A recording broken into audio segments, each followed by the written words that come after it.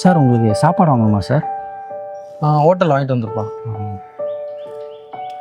Sir தினமும் ஹோட்டல்லே சாப்பிட்றீங்க, உடம்புலாம் கெட்டு போயிடாதா சார்? சௌமி சௌமி, என்ன ஆஃபீஸுக்கு டைம் ஆச்சுடி, சாப்பாடு ரெடியா இல்லையா? கண்ணு தெரியல, தூங்கிட்டு தானே இருக்கேன். ஹோட்டல்ல வாங்கி சாப்பிட்டுக்கோ போ. ஏய், டெய்லி ஹோட்டலில் சாப்பிட்டு வயிறுலாம் புண்ணா போச்சுடி. நீ என்னைக்கு ஒரு நல்ல வேலைக்கு போறியோ அன்னைக்கு நான் நல்லா சமைச்சு தரேன், போயா. இல்லைப்பா, ஒய்ஃபு உடம்பு சரியில்லை. ஐயோ சார், நான் வேணா எங்கள் வீட்டிலேருந்து சாப்பாடு எடுத்து வர சொல்லட்டுமா சார்? இல்லைப்பா, அதெல்லாம் வேணாம், எதுக்கு உங்களுக்கு கஷ்டம்? சார் கஷ்டம்லாம் இல்லை சார், எப்படியும் எனக்கு கட்டி எடுத்துன்னு வருவா, அப்படியே வரும்போது உங்க கூட சேர்த்து கட்டி எடுத்து வர சொல்லிடுறேன் சார். இல்லை பரவாயில்ல, வேணாப்பா.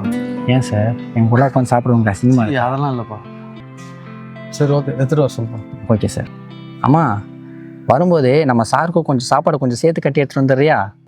அந்த ஏரியாலாம் க்ளீன் பண்ணி முடிச்சாச்சு சார், சாயங்காலம் போகும்போது ஒரு தெரு மட்டும் தான். சரி ஓகே, அவ்வளோதான் சார். வணக்கம் சார். ஆமாம்.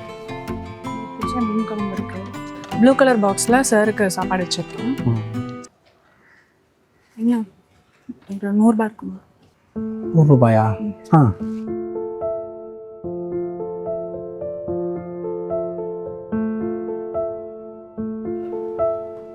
அச்சோ, ஆஃபீஸில் பர்ஸ் வச்சுட்டு வந்துட்டோமா?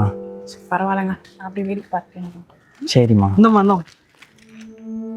நம்ம சார் தாம்மா, வாங்கிக்க. சரிம்மா. கொடுத்து வச்சா நீ ஒய்ஃப் கிட்ட காசு இல்லைன்னு சொன்னாலும் உன்னை திட்டாமல் போகிறாங்க.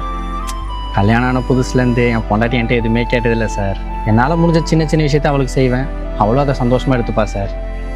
நான் ஒரு துப்புரவு தொழிலாளி தான் சார், ஆனால் எனக்கு வர சின்ன சம்பளத்தை வச்சு நான் ரொம்ப சந்தோஷமாக இருக்கேன் சார்.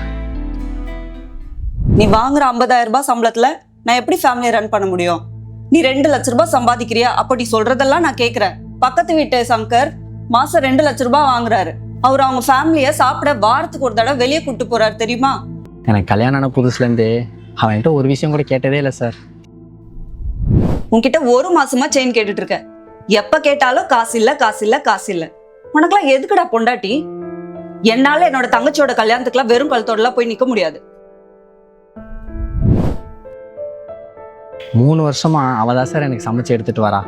நான் சூடாக சாப்பிடணும்னு நினைக்கிறதுல அவளுக்கு ஒரு சந்தோஷம் சார். வாழ்கிறதுக்கு எல்லாருமே காசு தான் சார் முக்கியம்னு சொல்லுவாங்க, ஆனால் எனக்கு கேட்டால் அன்பு தான் சார் முக்கியம். வாழ்க்கையில் ஒரு தடவை சிரிக்காத ஏழையும் இல்லை, ஒரு தடவை அழுகாத பணக்காரனும் இல்லை சார். அன்பு தான் எல்லாமே. போகலாமா சார்?